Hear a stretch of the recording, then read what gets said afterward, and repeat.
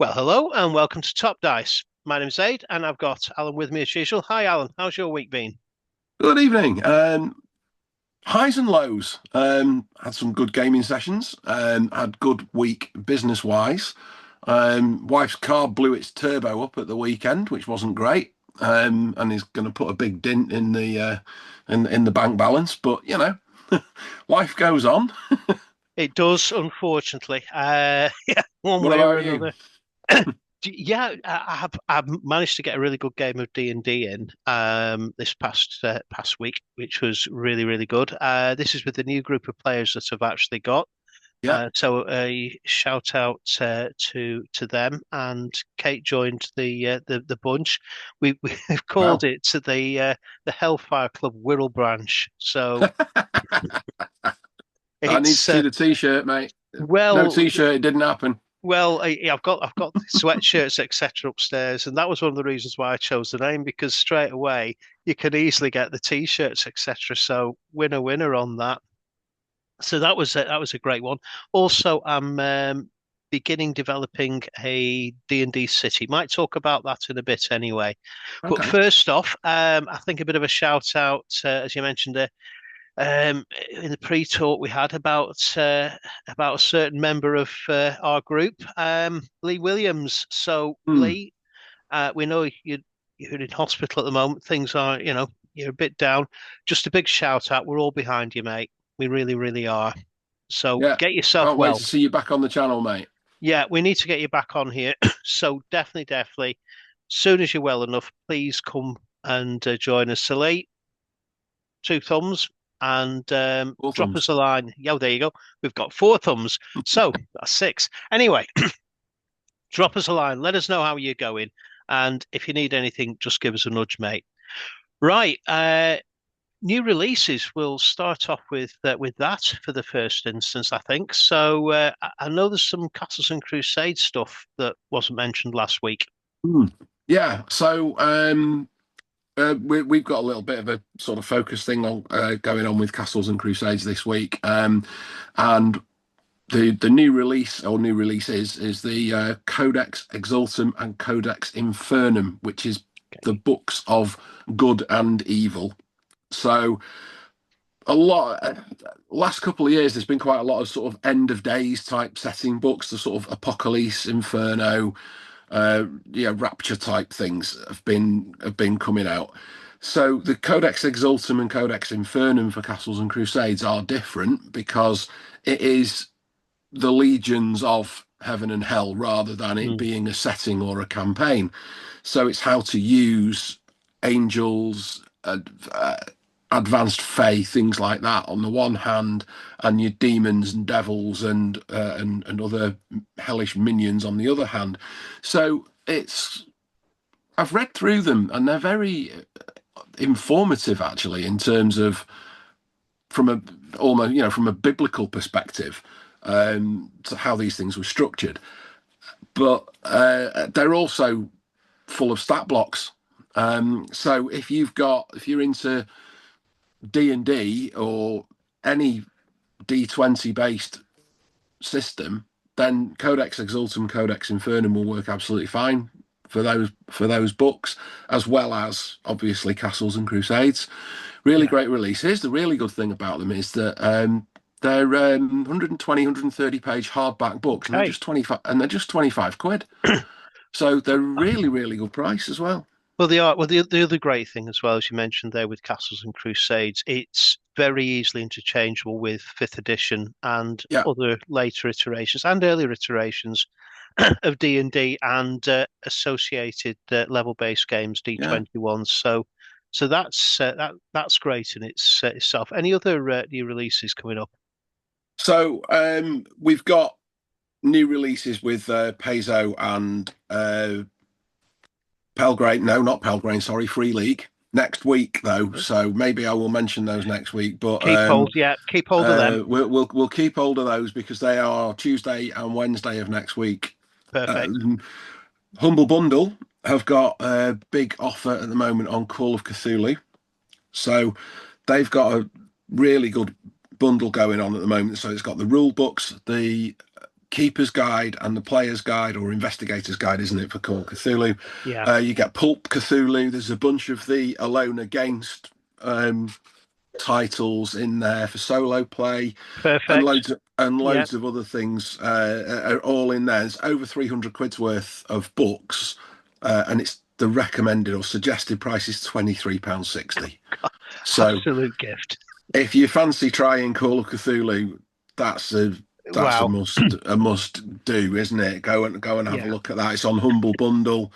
I went to Humble Bundle, click on books. I got distracted because I went to the Bundle webpage, and the first thing that I could see was a video game. I used to play this video game called Roller Coaster Tycoon, Oh, and yeah. Me they've too. got a humble bundle of Roller Coaster Tycoon. I'm there like that. Ooh, shiny! No, it's not what I'm here Yeah. for. So yeah, Call of Cthulhu on Humble Bundle. The other release, if you like, from us personally from GMS this week is we're doing bundles on some Castles and Crusades stuff. Like I say, we are doing a little bit of a focus on Castles and Crusades and Siege Engine games this week. So right now, one of the bundles that we've got is for Reforged, so the very latest version of Castles and Crusades, which is the Yeah. one with all of the OSR references all taken out and other stuff, other nice stuff, little tweaks and things put in. We've got Player's Handbook, Monsters and Treasure, and Castle Keeper's Guide for £95 when it should be more like Okay. 120. I was going to say that's a So good price. Yeah.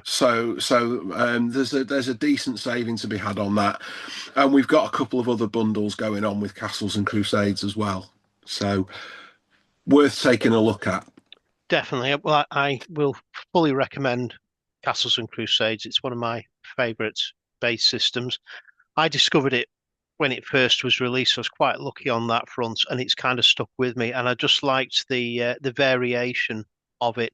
Back in the day, it was D&D third edition when it Yeah. came out, and it really was suffering from bloat when Castles and Crusades came out, and it was just a breath of fresh air to Hmm. see Yeah, I agree. couple of nice little books like that and a box set. I did pick up the little white box set back in the day too. You even got a crayon in there to pull your dice in, and it was just lovely. It really was. It was so refreshing. On the back of that as well, and you mentioned Cthulhu, so you've got two very different systems there. You've got Mm, a level-based system and a skill-based system. yeah, So, what's your favorite? that is a good question. Mm, That's a very, very good question.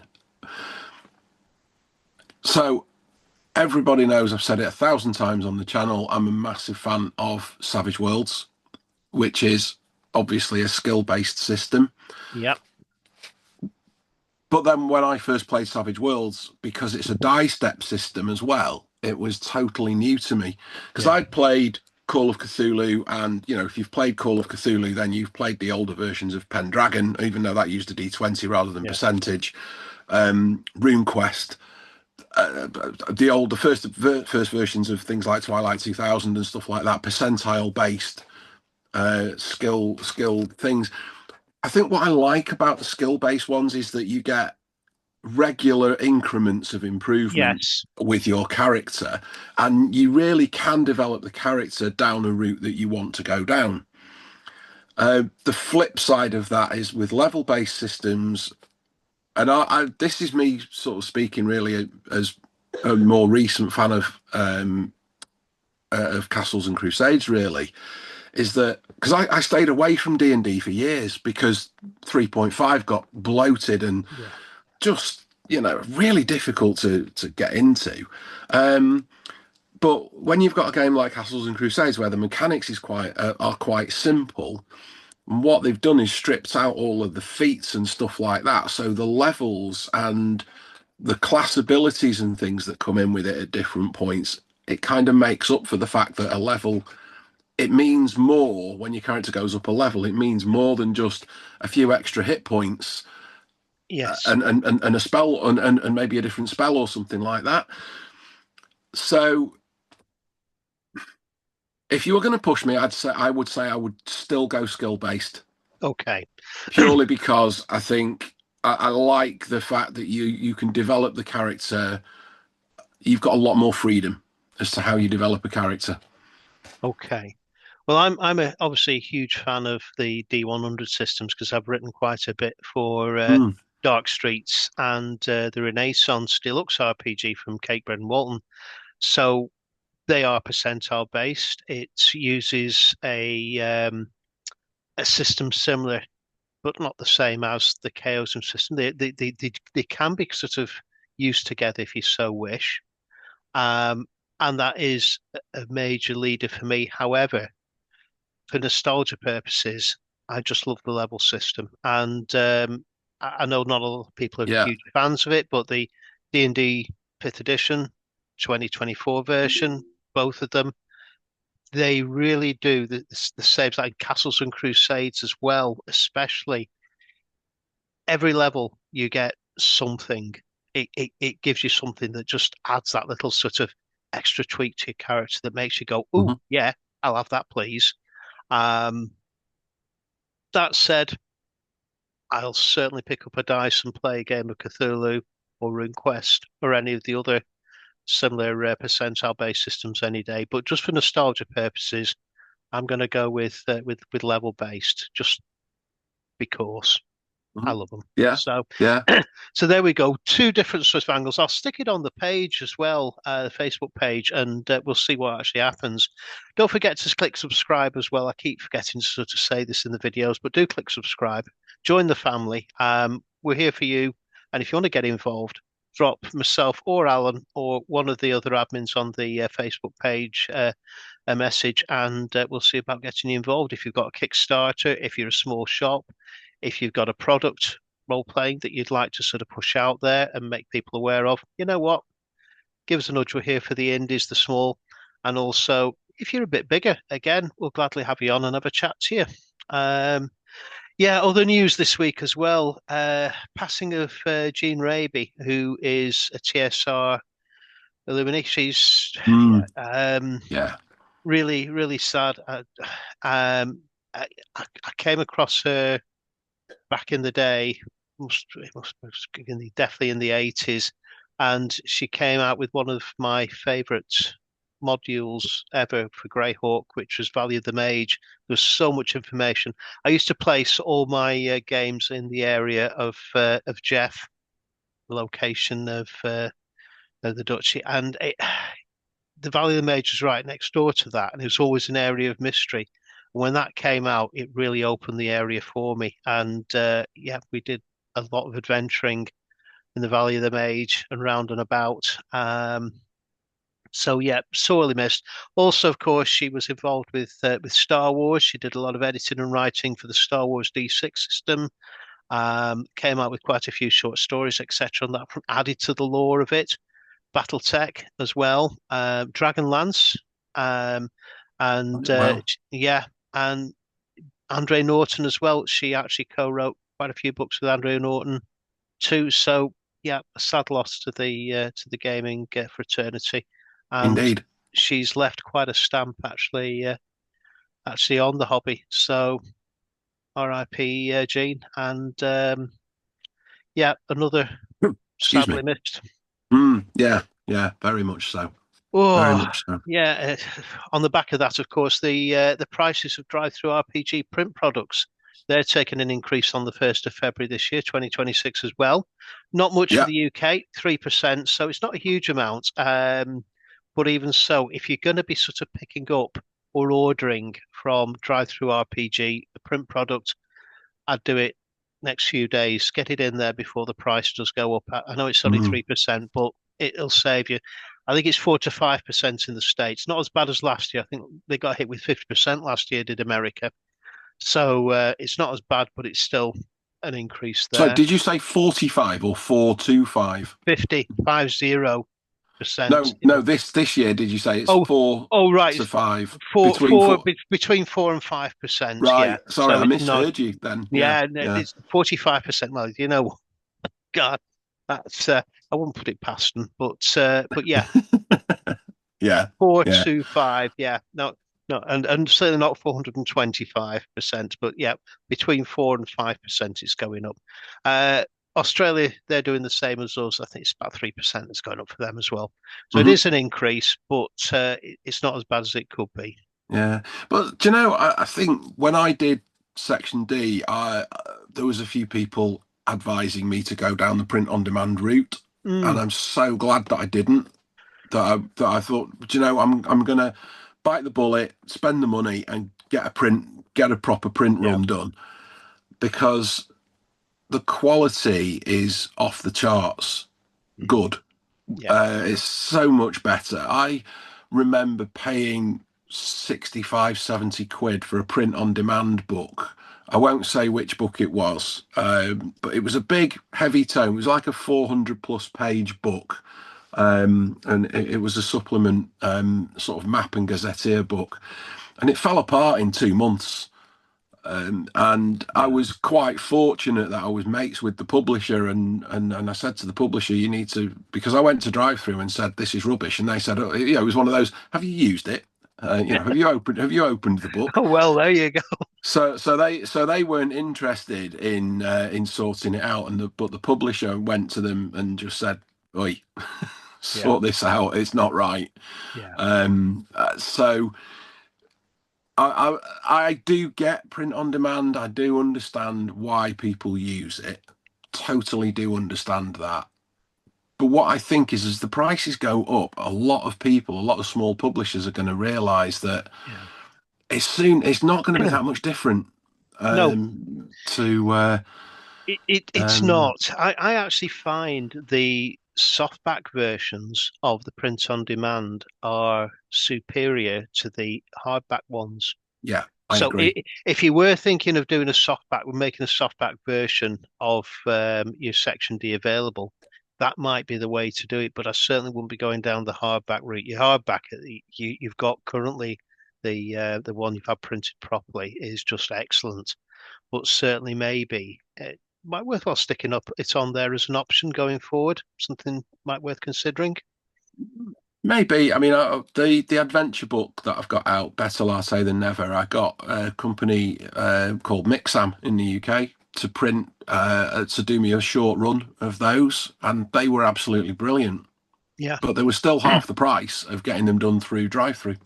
yeah, that's Um, it. so it's but like I said, I do totally understand why some people think it's the right way forward. Mm.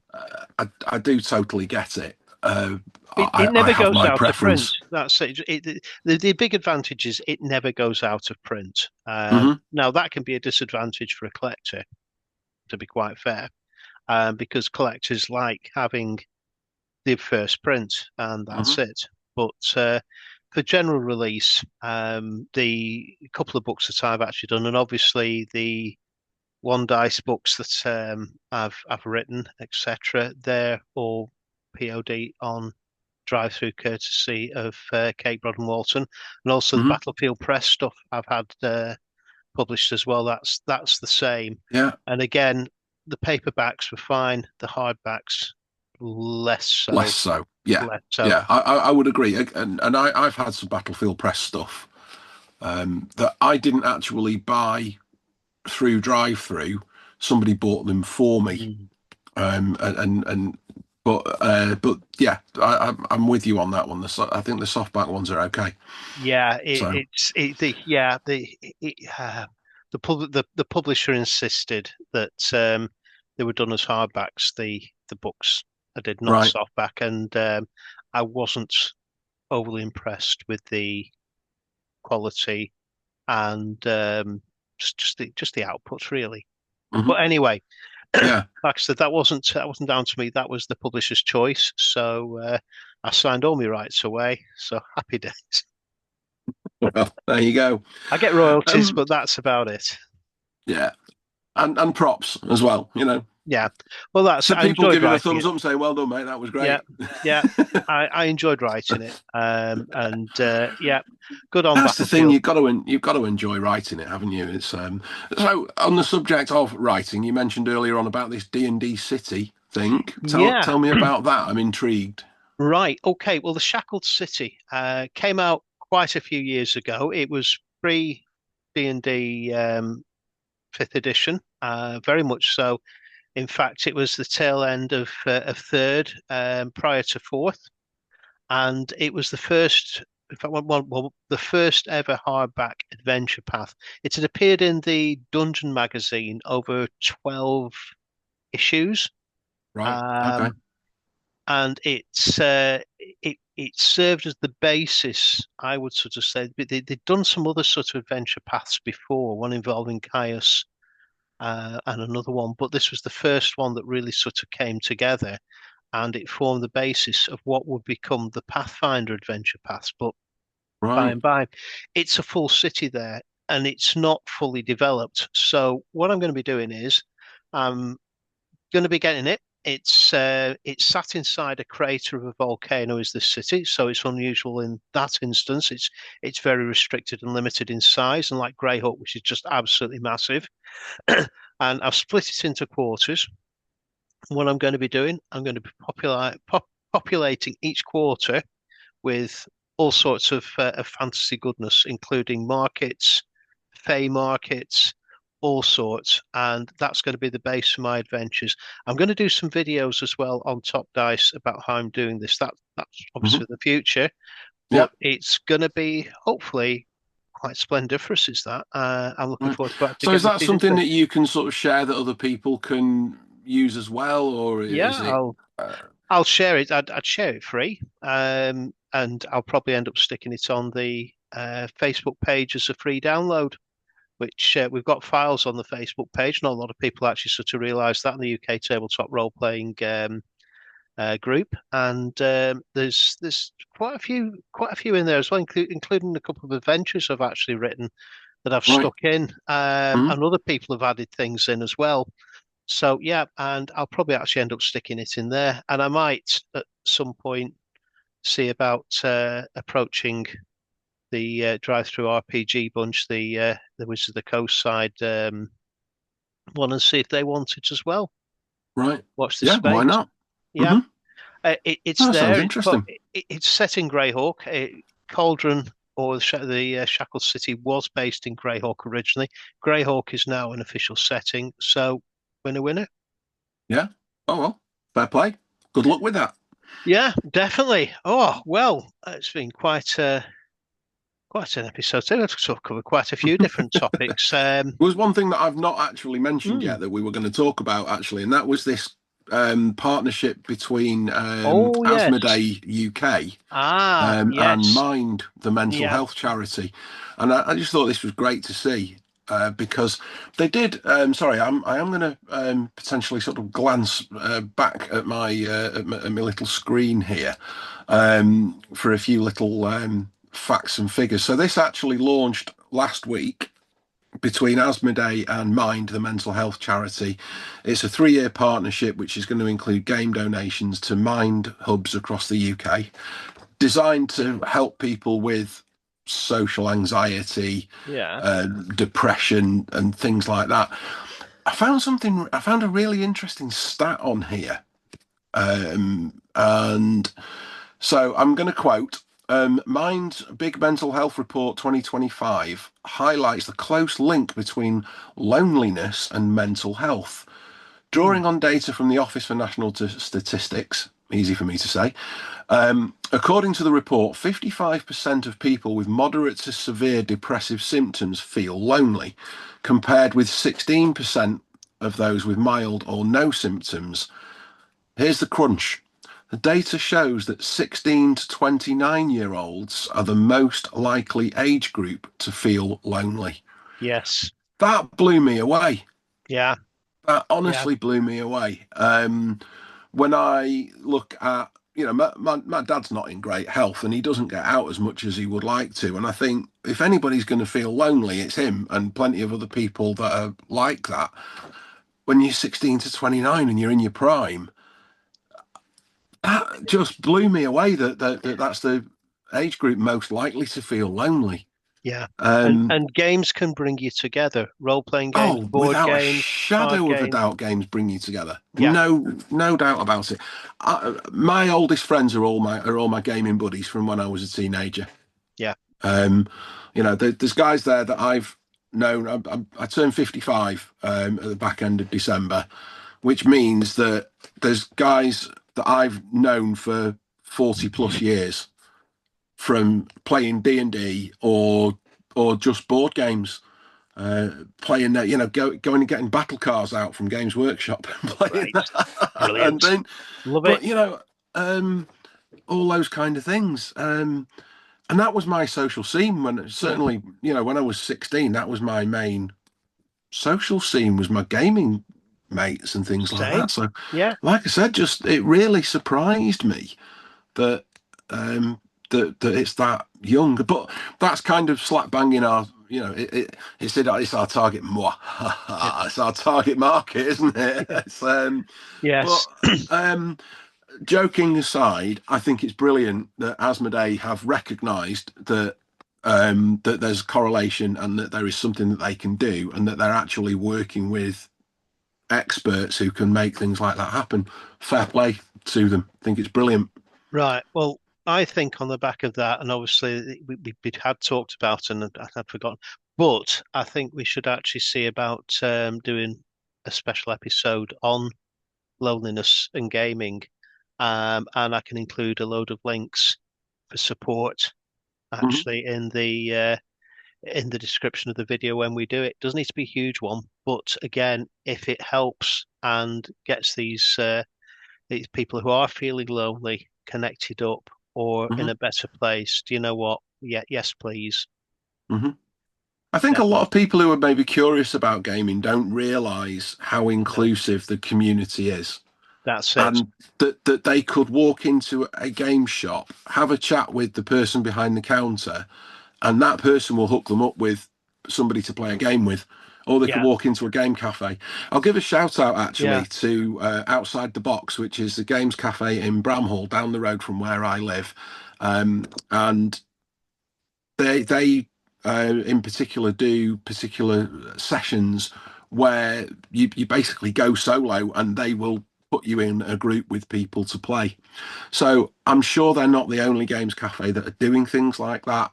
So if anybody is watching that is perhaps in that feeling a bit lonely thing and curious about gaming, go down to your local games cafe. They will hook you up, every no time. problem at all, because we have such an inclusive community of people with all kinds of people from all walks of life. Yeah, Everybody's welcome and nobody's judged, and it's brilliant. I think that's one of the best things about our hobby. yeah. It brings people together. And Mhm. look at ourselves. We wouldn't have come into contact if it hadn't have been for the games. No, So there you no, go. I sold you a copy of BattleTech about 5 years ago. There you go. You know what? It works a treat. It really, really does. So yeah, if you're not yet playing games, you're actually on the periphery. Get into your local hobby shop, your cafes, talk to the people behind the counter, get yourself involved, get a game. You'll get a whole load of new friends very quickly. Mhm. And if you've trouble And sort of linking in with one local to yourself, drop us a line and we'll have a look and we'll find one for you. There's loads of absolutely, coffee shops and game shops out there. there We are, will actually link you through. and it's my job to know who they are. So, It is indeed. So, and it's my job to link people through to Alan as well. So there we go. yeah, Winner, winner. Right. right, Okay. Well, that's it from me. Well, another one done. another one down, another one That's bites it the from dust, so me, to speak. Yeah, it's goodbye from him. and it's goodbye from that. It certainly is. Goodbye. Goodbye, all. Happy gaming.